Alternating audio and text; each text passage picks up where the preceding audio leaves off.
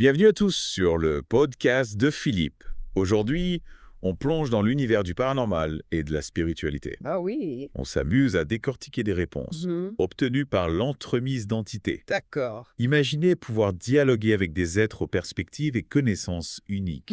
C'est ce que nous allons explorer ensemble. Une personne a utilisé un pendule pour poser des questions et recevoir des réponses oui ou non d'une entité se présentant comme Jésus.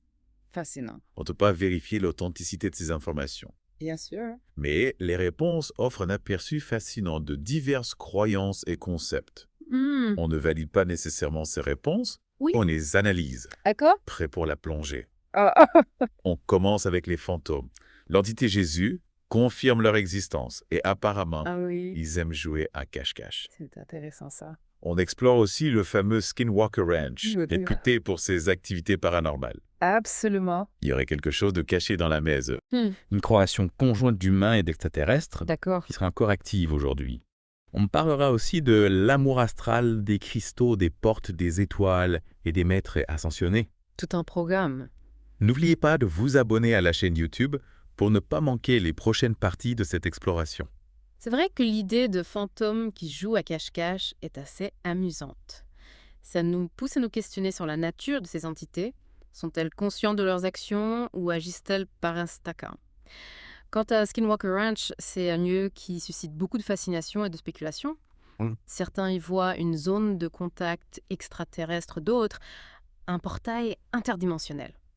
Il y a eu tellement de témoignages d'événements inexpliqués là-bas. Et justement, en parlant d'extraterrestres, l'entité Jésus confirme qu'ils ont collaboré avec les humains Ah oui, pour créer ce qui est caché dans la mesa à Skinwalker Ranch. intéressant. Et si on changeait de registre Pour explorer le domaine de l'amour. L'entité affirme qu'il est possible de tomber amoureux dans le royaume astral, avant même de rencontrer la personne physiquement. C'est une idée qui a de quoi faire rêver. Imaginez rencontrer votre âme sœur dans une autre dimension avant même de la croiser dans le monde physique. Cela soulève des questions fascinantes sur la nature des âmes sœurs et si nos âmes ont des affinités prédestinées. Et si on passait maintenant au sujet des cristaux, Jésus confirme qu'il possède des propriétés métaphysiques, Ah bon? un sujet qui fascine depuis des siècles. Oui, beaucoup de cultures leur prêtent des vertus de guérison, de protection ou d'amplification d'énergie. La science peine encore à expliquer ces phénomènes, mais la croyance en leur pouvoir persiste. Et pour les amateurs de science-fiction, Jésus confirme l'existence d'une porte des étoiles sur Terre pour voyager à travers l'espace-temps. Une porte des étoiles. C'est une idée qui enflamme l'imagination. Imaginez pouvoir traverser instantanément l'univers et explorer d'autres galaxies. En parlant d'exploration, Jésus affirme que le livre La Loi de 1 est authentique. Il aurait même rencontré l'entité Ror qui a transmis ce savoir. Qu'en pensez-vous? La loi de 1 est un texte qui explore des thèmes complexes comme la spiritualité, la conscience et l'évolution de l'univers. Il propose une vision assez élaborée de notre place dans le cosmos. Jésus confirme également l'existence des maîtres ascensionnés, des êtres ayant atteint un haut niveau de conscience spirituelle. Bouddha, Merlin, Aphrodite, Bodhidharma, Krishna Jéhovah et Allah en ferait partie. Le concept de maître ascensionné est présent dans plusieurs traditions spirituelles. Ce sont des guides des mentors qui aident l'humanité à évoluer. Ce qui est étonnant, c'est que Jésus affirme qu'on peut être un maître ascensionné sans même le savoir. C'est une idée intrigante. Cela suggère que nous avons tous un potentiel spirituel immense, même si nous n'en sommes pas conscients. Avant de passer à la suite, Jésus a été interrogé sur un sujet plus terre-à-terre. Oui. La dépendance au code et aux nouvelles technologies. La dépendance au code est un véritable enjeu de notre époque. De plus en plus de gens passent des heures devant leurs écrans, parfois au détriment de leur santé physique et mentale. D'ailleurs, Jésus affirme que la dépendance au code ne cause pas de maladie en soi. D'accord. Mais il souligne l'importance d'un mode de vie sain. Bien sûr. On s'arrête là pour cette première partie. On se retrouve très bientôt pour explorer d'autres révélations de cette entité qui se présente comme Jésus. Avec plaisir. On reprend notre exploration des réponses de cette entité Jésus avec un sujet qui pourrait vous intéresser. Jésus affirme que le sucre est une drogue Ah oui. et qu'il est hautement addictif. Voilà, une affirmation qui ne manquera pas de faire réagir. Oui, Certains de nos auditeurs sont peut-être de fervents défenseurs du sucre, tandis que d'autres cherchent à le limiter au maximum. c'est vrai. C'est un débat de société important avec des implications pour la santé publique. Absolument. Et justement, Jésus a aussi été interrogé sur l'impact de nos actions sur les autres, notamment sur les enfants. Il affirme que crier sur eux a un impact négatif sur leur subconscient. C'est un rappel important pour tous les parents. L'éducation est un domaine complexe. Oui. Et il est essentiel d'être conscient de l'impact de nos paroles et de nos actions sur le développement des enfants. En parlant d'impact, Jésus a aussi abordé le sujet du rire. Ah oui. Figurez-vous qu'il affirme que le rire peut accélérer le temps. Tiens, c'est amusant. C'est vrai qu'on dit souvent que le temps passe plus vite quand on s'amuse. Oui, Est-ce que le rire aurait un effet sur notre perception du temps? c'est une question fascinante. Jésus relie d'ailleurs le rire à la spiritualité, en affirmant que rêver éveillé est une interaction spirituelle. Intéressant. Rêver éveillé serait donc plus qu'une simple distraction. Oui. Ce serait une façon de se connecter à une autre dimension. C'est ce que semble suggérer l'entité. Et si on explorait maintenant des questions un peu plus intrigantes, Jésus affirme que les araignées ne seraient pas originaires de la Terre. Ah oui, les araignées extraterrestres. Voilà qui plaira aux amateurs de science-fiction. D'où viendraient-elles alors, selon vous? Difficile de le dire avec certitude, Jésus ne donne pas plus de détails sur leur origine. Il confirme aussi l'existence des sirènes à Hawaï, le pouvoir des capteurs de rêves et, tenez-vous bien, un futur où les femmes n'auront plus besoin des hommes. Voilà des affirmations audacieuses. Ou alors des sirènes existent bel et bien. Et quel serait ce monde où les femmes se passeraient des hommes? Un monde matriarcal. Une société où les rôles traditionnels seraient inversés. C'est passionnant d'imaginer les différentes possibilités. Jésus ne donne pas plus d'explications. D'accord. Mais ces réponses nous invitent à réfléchir à l'évolution de la société et des relations humaines. Avant de passer à la suite, Jésus a été interrogé sur des figures spirituelles et religieuses. Oui. Il confirme que Bouddha Merlin, Krishna Jéhovah et Allah sont des maîtres ascensionnés. Et il précise un point intéressant concernant Jéhovah. Hmm. Il affirme que Jéhovah est une entité distincte de Dieu. C'est une affirmation qui pourrait surprendre, surtout dans le contexte de la tradition judéo-chrétienne, où Jéhovah est souvent considéré comme un des noms de Dieu. Effectivement, cela ouvre des perspectives nouvelles sur la nature de la divinité et sur les différentes interprétations des textes sacrés. Jésus a aussi été interrogé sur la possibilité de guérir plusieurs hommes en guérissant un seul. Oui. Il répond par l'affirmative. C'est une idée profonde qui suggère une interconnexion entre tous les êtres humains.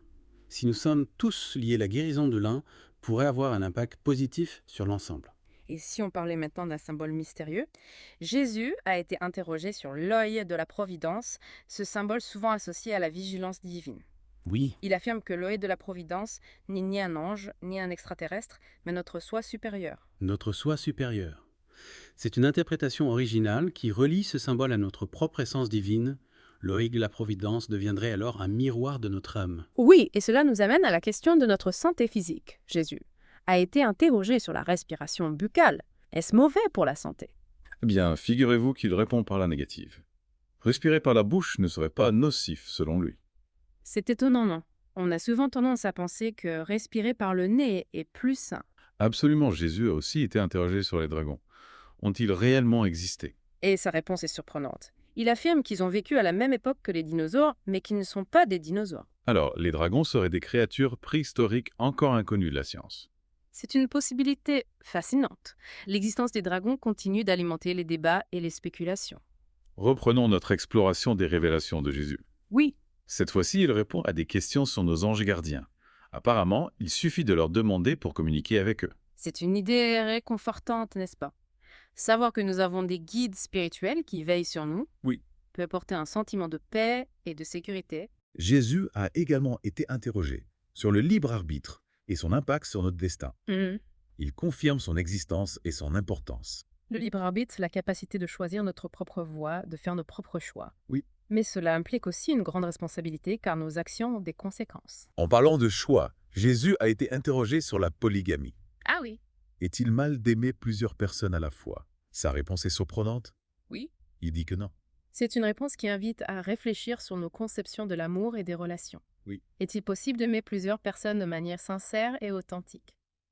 Jésus a aussi abordé un sujet plus délicat, la mort. Sait-on quand on va mourir? Selon Jésus, notre soi supérieur connaît notre date de décès, mais cela peut changer en raison du libre arbitre. Notre destin n'est donc pas forcément gravé dans le marbre. Il ajoute que certains soi supérieurs ne sont pas autorisés à connaître la date de notre décès. Ah bon? Intriguant, n'est-ce pas? Oui, cela soulève des questions sur l'organisation du monde spirituel et les différents niveaux de conscience. Jésus a également été questionné sur les rites funéraires, notamment l'enterrement 6 pieds sous terre. Est-ce un rituel pour piéger l'âme? Jésus répond que non. D'accord. Être enterré sous terre n'empêche pas l'âme de se réincarner. Voilà qui devrait rassurer ceux qui croient en la réincarnation. L'âme n'est pas prisonnière du corps physique. Continue avec d'autres entités et figures spirituelles. Oui. Jésus confirme l'existence de l'archange Azraël, l'ange de la mort, et précise qu'il s'agit d'un archange de haute vibration.